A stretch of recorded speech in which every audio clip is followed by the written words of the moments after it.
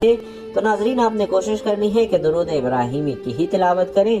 خیر و برکت اور ثواب کے لیے ایک مرتبہ درود ابراہیمی میرے ساتھ بھی پڑھ لیجئے۔ اللہم صلی علی محمد وعلی آل محمد کما صلیت علی ابراہیم وعلی آل ابراہیم انک حمید مجید۔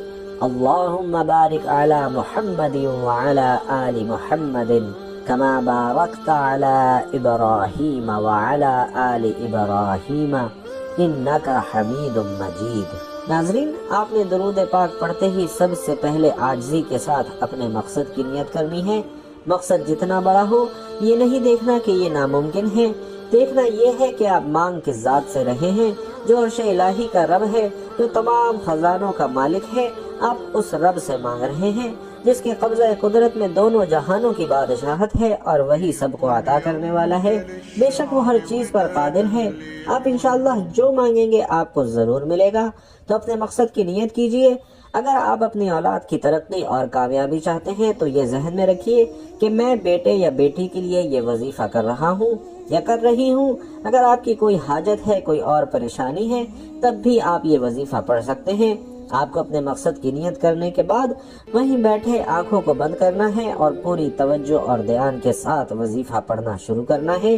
درود پاک پڑھ کر جو بھی دعا اور جو بھی وظیفہ کیا جاتا ہے ناظرین وہ ضرور قبول ہوتا ہے۔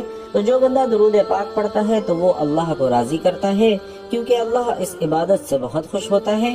اس لیے کہا جاتا ہے کہ تمام عبادات میں سے سب سے افضل عبادت درود پاک پڑھنا ہے، جس کی قبولیت کا کوئی شک ہی نہیں ہے، کیونکہ رب کی رضا اس میں ہے کہ جب بندہ اپنے کبیرہ صغیرہ گناہوں کو بخشوا لیتا ہے، رب کو راضی کر لیتا ہے، اور پھر رب سے جو مانگتا ہے تو رب بھی اسے عطا کرتا ہے۔ اس طرح سے آپ نے درود پاک پڑھ کر یہ وظیفہ شروع کرنا ہے، اور یہ وظیفہ آپ اپنے ہاتھوں کی انگلیوں پر گن کر پڑھ سکتے ہیں۔ بہتر یہی ہے، وگرنہ تسبیح کا استعمال بھی کر سکتے ہیں۔ تو اعوذ باللہ من الشیطان الرجیم بسم اللہ الرحمن الرحیم پڑھ کر 3 بار درود پاک پڑھا۔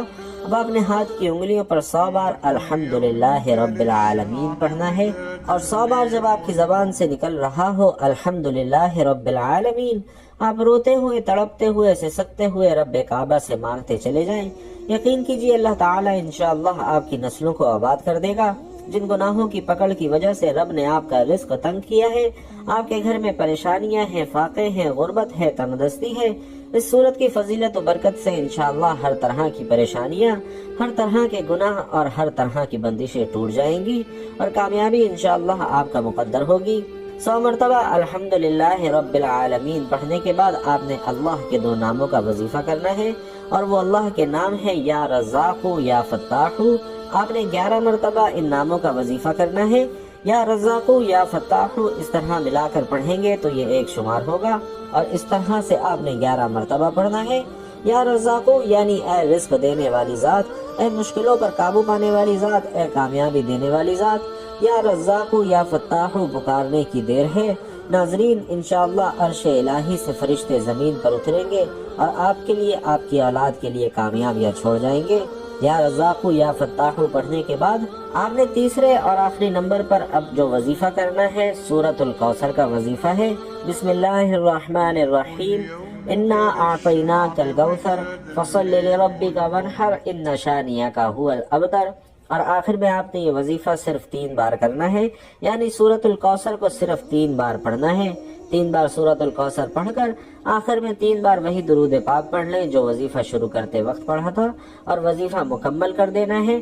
اب آپ نے اللہ کی ذات سے مانگنا ہے، اللہ سے رو رو کر، گڑ گڑا کر مانگنا ہے، دونوں ہاتھوں کو بلند کر کے مانگنا ہے، اور اس یقین اور بھروسے سے مانگنا ہے کہ اللہ آپ کو ضرور عطا فرمائے گا، کیونکہ اللہ کہتا ہے کہ میں بندے کے ساتھ ویسا ہی معاملہ کرتا ہوں جیسا وہ مجھ سے گمان رکھتا ہے۔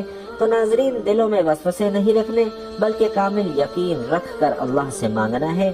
انشاءاللہ آپ خود دیکھیں گے کہ آپ کی اولاد زندگی کے ہر میدان میں انشاءاللہ کامیاب ہوگی، اور لوگ آپ کی اولاد کی قسمت پر رشک کریں گے، اور دنیا انشاءاللہ آپ کی اولاد کی مثالیں دے گی۔ اللہ تعالی ہم سب کو اس قرآنی وظیفے سے بھرپور فائدہ اٹھانے کی مکمل توفیق عطا فرمائے، آمین یا رب العالمین۔ Bye.